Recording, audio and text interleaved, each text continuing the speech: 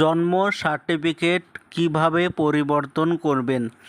আগের দিনে জন্ম সার্টিফিকেট ছিল এরকম দেখতে পুরনো, তো এখন ডিজিটালি জন্ম সার্টিফিকেট চলে এসেছে, সেটা অনলাইনে সাবমিট করা থাকে।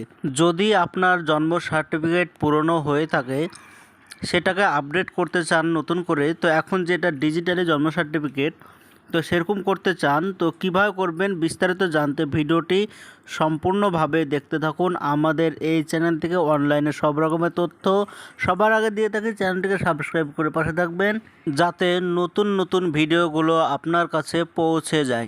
আগের দিনে জন্ম সার্টিফিকেট ছিল এরকম দেখতে, যেগুলো পুরনো হাতে লেখা ছিল।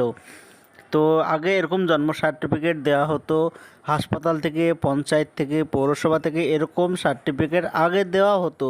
তো এখন ডিজিটালি জন্ম সার্টিফিকেট চলে এসেছে, যেটা অনলাইনে সাবমিট থাকে, সেটা এরকম দেখতে এখন এরকম চলে এসেছে। যদি আপনার জন্ম সার্টিফিকেট পুরনো হয়ে থাকে, সেটাকে আপডেট করাতে চান, সেটা খুব সহজেই করতে পারবেন। অথবা আপনার জন্ম সার্টিফিকেটের যে কোনো নাম ভুল আছে, অথবা যে কোনো অক্ষর যদি ভুল থাকে, কারেকশান করতে চান, তখন আপনাকে ডিজিটালি এরকম জন্ম সার্টিফিকেট দিয়ে দেবে।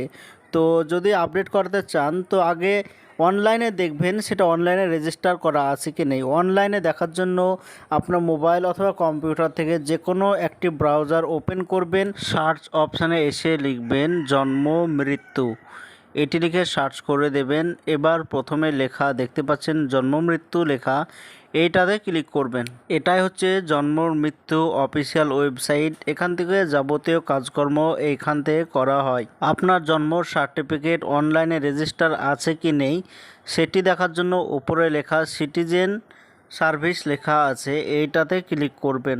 এরপরে বার্থে ক্লিক করবেন। এরপরে নিচে লেখা আছে নো ইয়োর অ্যাকনোলেজমেন্ট এবং সার্টিফিকেট নম্বর লেখা, এইটাতে ক্লিক করবেন। এবার এরকম একটি পেজ চলে আসবে। তো প্রথমে বার্থ সিলেক্ট করতে বলছে, তো আপনার যেই সালে জন্ম হয়েছে সেই সালটা সিলেক্ট করবেন। এরপরে যেই মাসে আপনার জন্ম হয়েছে সেই মাসটি সঠিকভাবে সিলেক্ট করবেন। এরপরে আপনার নাম সঠিকভাবে বসিয়ে দেবেন, যার নামে সার্চ করতে চান তার নামটি বসিয়ে দেবেন। এরপরে তার মায়ের নাম বসিয়ে দেবেন, এরপরে তার বাবার নাম বসিয়ে দেবেন, এবং মোবাইল নম্বর 10 ডিজিটের মোবাইল নম্বর সঠিকভাবে বসিয়ে দেবেন।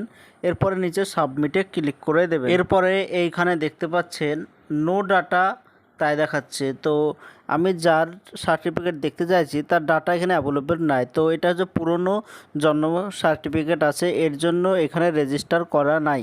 আপনি যদি নতুন জন্ম সার্টিফিকেটে কনভার্ট করতে চান, তো এটা আপনাকে পৌরসভা অথবা হাসপাতাল অথবা পঞ্চায়েত থেকে করতে হবে। তো আপনার পুরনো জন্ম সার্টিফিকেটে একটা স্ট্যাম্প দেওয়া আছে, দেখবেন যে জন্ম সার্টিফিকেটটা কোথা থেকে ভেরিফাই করা হয়েছে সেটা দেখতে পারবেন।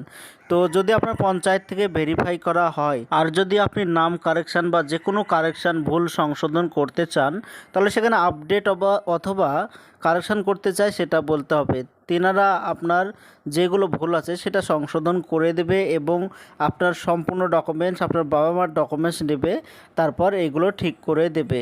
তো পুরনো থেকে নতুন জন্ম সার্টিফিকেট আপডেট করতে হলে আপনাকে পঞ্চায়েত, হাসপাতাল অথবা পৌরসভাতেই করতে হবে। যেখান থেকে ভেরিফাই করেছেন সেখান থেকেই করতে হবে। তো এটাই ছিল আজকের জন্য ছোট্ট ভিডিও। এরকম নতুন নতুন ভিডিও আমরা বানিয়ে থাকি, চ্যানেলটিকে সাবস্ক্রাইব করে পাশে থাকবেন।